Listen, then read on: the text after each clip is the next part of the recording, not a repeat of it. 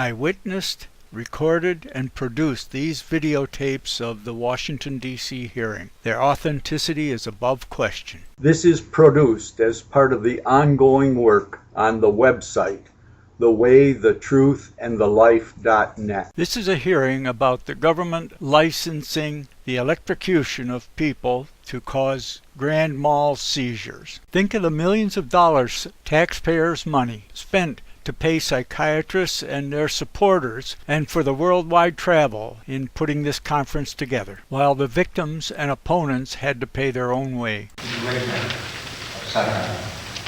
That's a minor point, but I think there's an inaccuracy on page 5, which states that there has not been any study using current DSM-3 nomenclature on endogenous and unendogenous. But I think 2 studies have been published in the last year or so addressing that question. I know one was published by Sackeim and NIMH ECT. I was surprised. They found no difference in accuracy when patients were diagnosed according to endogenous and unendogenous. I think the panel could all hear you. Why don't you come to the microphone and make sure that the audience can hear your comments too? I think it's very important. You can use the one here, it's closer for you. Thank you.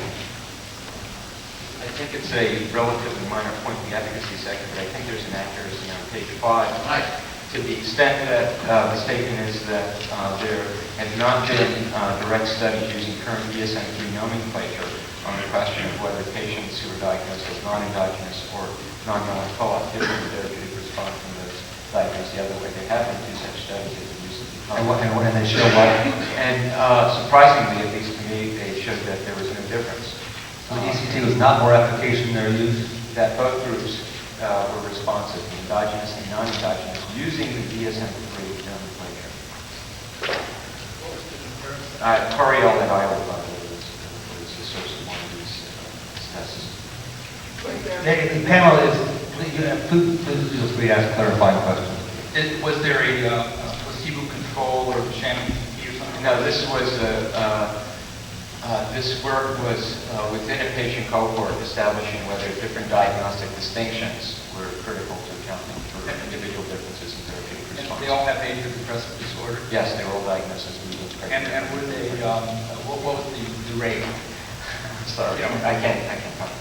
But it was appropriately high? Yes. Yeah, these were patients who generally were responsive. Were these studies presented during the last 2 days of they were not mentioned as No. far as I know. They were not presented. No. Just wanted you to know that the literature indicates a contradiction with the statement. Could you provide us with the references of the names? I can try.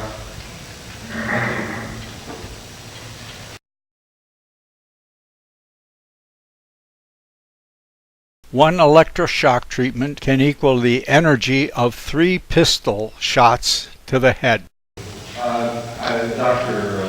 Rose accepted 2 pieces of literature for reference. I would hope and you might make copies available for the panel. We're talking about having a police factor information on the device and what we're using. And the one copy is the Thymatron, the brochure on a single sheet handout on the Thymatron pulse ECT device. And in there it shows the physical characteristics. The other, and pardon me for the emotional content of it, I've also included a current Winchester ammunition catalog because it shows the energy with which the bullets have. Now that's emotional. I don't really want to bring that up. But running this machine at its maximum brings 201 joules of energy. That is 148 foot-pounds. If you're interested in actually understanding like the truth and length and what they're talking about, 1 joule is 0.07376 foot-pounds. But what this means is this device, when operated at its maximum capacity, will lift a 1 pound weight 148.7 feet.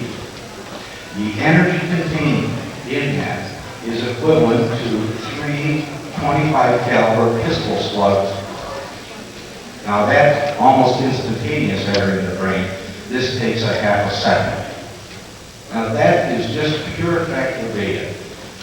give that lifting of 1 pound energy equivalents in informed consent, how could you not do that?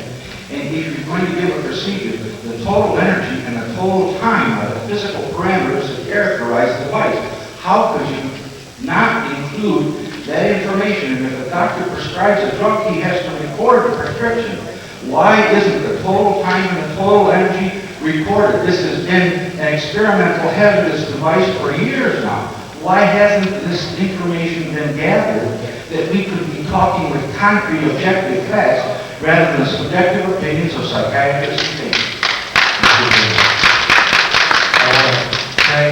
One electroshock treatment can equal the energy of 3 pistol shots to the head.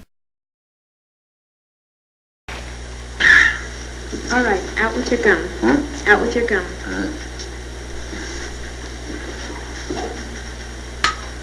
Okay, this won't hurt. It'll be over in just a moment. What's that? Conductant. Oh, that will do you. Right, Mr. Jackson. Open your mouth. What's that? This will keep you from biting your tongue. Well, Now just bite down on it. That's right. Just bite down. Now bite down on it.